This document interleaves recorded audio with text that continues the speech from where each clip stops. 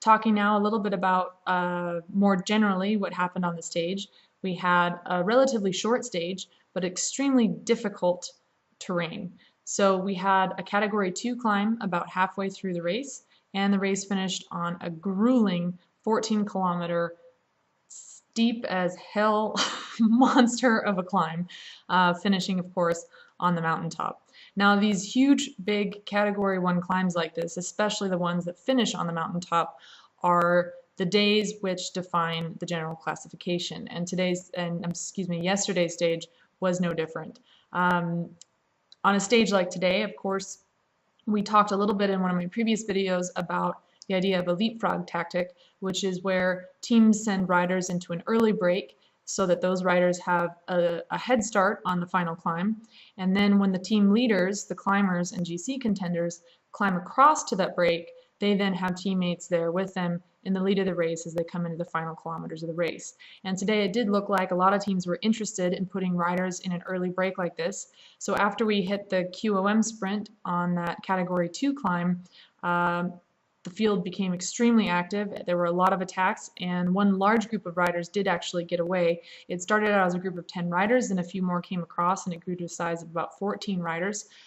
This is a big, big break, and sometimes a break of that size can be very difficult to organize. Not only that, but it sounds like the overall pace of the race was very high, and the break was never able to get enough time to really stay away. So it ended up coming back, and by the time the peloton reached the bottom of the final climb, everything was back together. Now, coming into the base of the climb, there was a technical descent, so we saw a lot of those domestiques and support riders coming to the front to make sure that their team leaders got to the base of that descent safely and in good position to start the climb. It sounds like Trixie Warax at a blistering pace as they began the climb, which is of course part of her work in support of Evelyn Stevens. So she used up all her matches setting that pace, which apparently was high enough to discourage attacks. Once she was finished with that, and she had used up all her matches, she swung off the front and her job for the day was done. At that point, it sounds like the pace slowed a bit, so there was a good opportunity for attacks, which is exactly what happened. A flurry of attacks went, and coming out of that, Mara Abbott and Evelyn Stevens were able to get away together. Mara Abbott eventually dropped Evelyn Stevens and soloed away for the win.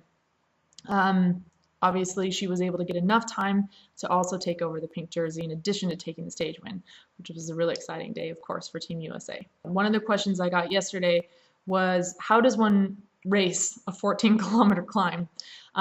Which is kind of funny because this is definitely not my area of expertise. I'm not a climber, but I can tell you from having raced with excellent climbers and imagining if I were a climber, a long climb like this, the main challenge is to stay within your limits, which means if you go too deeply into the red following an attack, especially if it's early in the climb, you're going to blow up.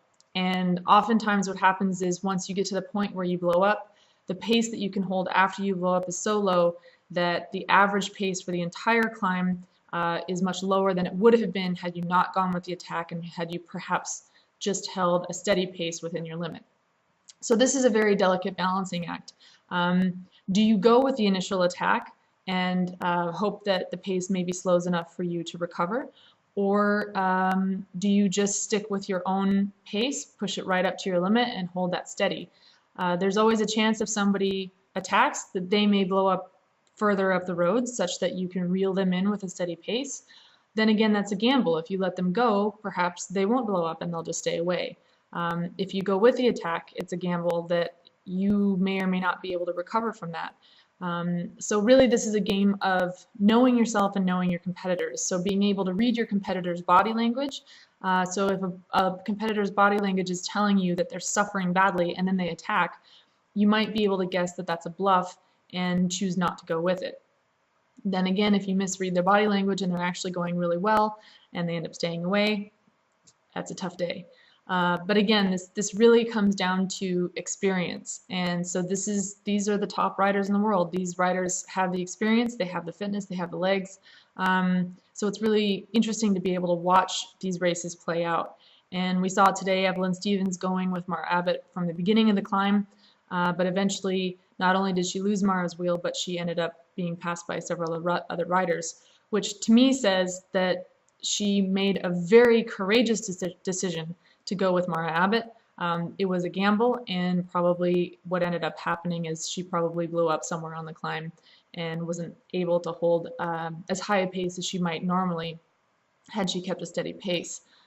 We saw Marianne Vos being paced up the climb by her teammate Megan Garnier. Marianne Vos has been doing a lot of work, going after every single time bonus sprint, going after every single second she can in all of the finishes of the previous stages. And this, of course, was indicative that she is being in no way complacent, and really it shows a lot of respect for her competitors as well. She is so dominant, and yet she's not underestimating her competitors by any stretch. And of course, that was smart, as we saw today, because there are some extremely strong climbers in this race, and going up a 14-kilometer climb, even for somebody like Marianne Vos, is a serious challenge. So we saw her teammate Megan Garnier pacing her up, and again, that's in an attempt to hold as high a pace as possible, but as high a steady pace as possible, so that you keep the average speed of the climb as high as possible without blowing up and sacrificing that overall average speed. And that's how she was going to minimize any time losses on the day. And that's a beautiful example of the teamwork that happens in cycling. You see Megan Garnier, who's an excellent climber, using all of her energy and effort and focus in support of her teammate Marianne Vos. It's a beautiful thing, and that's one of the things that I really love about cycling. So that's what's happening at the front of the race. One of the other questions I had was, well, what's happening in the back of the race? What's happening in the gruppetto? And this is definitely more my area of expertise on a stage like this.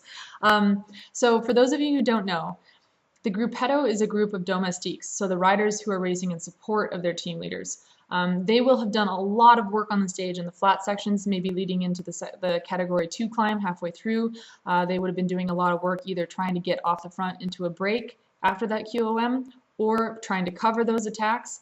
So they're going to be giving all of their energy, burning all of their matches, knowing that they're not going to have a chance to win the stage.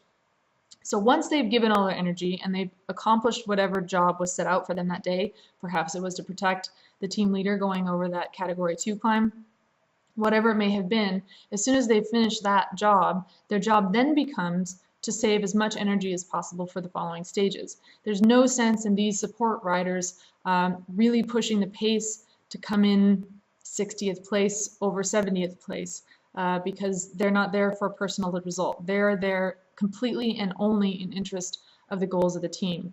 And these are true professionals. So when your job is done, you are then tasked with saving energy so that you can better perform your job in the coming stages. And that's what we would see happen on a stage like this. So there's two things involved really with being in the gruppetto.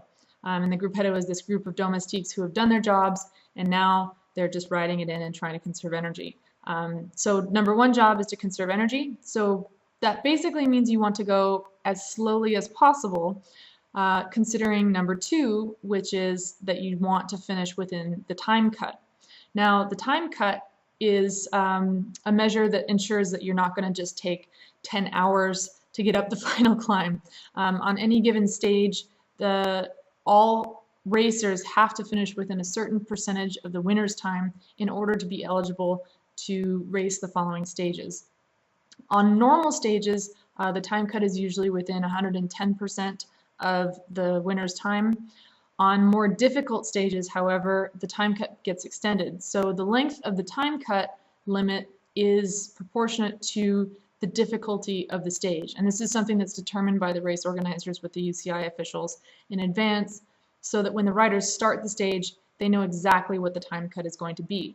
So on a stage like today, the goal for a domestique or a support rider in the gruppetto would be to ride as slowly as possible, to eat and drink as much as possible, to save and conserve energy for the following stages, and in the meantime, still finish within the time cut. So all of the riders will have already done the math, and they will basically take the estimate for the fastest average speed for the race, and you'll get an estimate for how long it would take the race winner to finish the stage.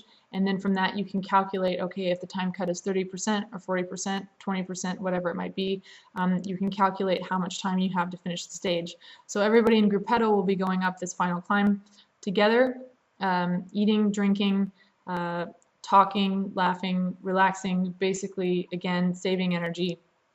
And of course, keeping an eye on the time, perhaps redoing the math in their heads to make sure that they're keeping a pace that's going to get them to the finish within the time cut.